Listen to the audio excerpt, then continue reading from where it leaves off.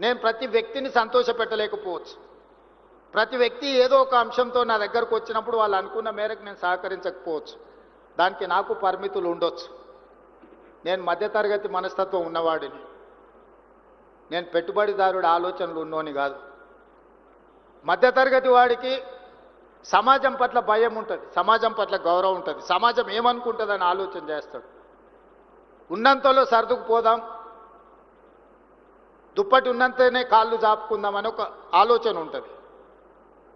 నేను సగటు మధ్యతరగతి ఆలోచన ఉన్న ముఖ్యమంత్రినే తప్ప కొల్లగొట్టి నిర్మాణాలు చేసుకోవాలి, కొల్లగొట్టింది విదేశాలకు తరలించుకోవాలన్న గొప్ప మనసు, పెద్ద మనసు ఉన్నోని నేను కాదు. అందుకే కొంతమంది ఏదైనా ప్రపోజల్స్ వచ్చినప్పుడు I may not oblige your whatever, మీ యొక్క ప్రతిపాదన నేను ఆమోదించకపోవచ్చు. లేదా గతంలో మీరు ఏదైనా సూపర్ లగ్జరీస్ పొందిన వాటిని ఇప్పుడు నేను కొనసాగించకపోవచ్చు. దాంతో మీకు సహజంగా కోపం వస్తుంది.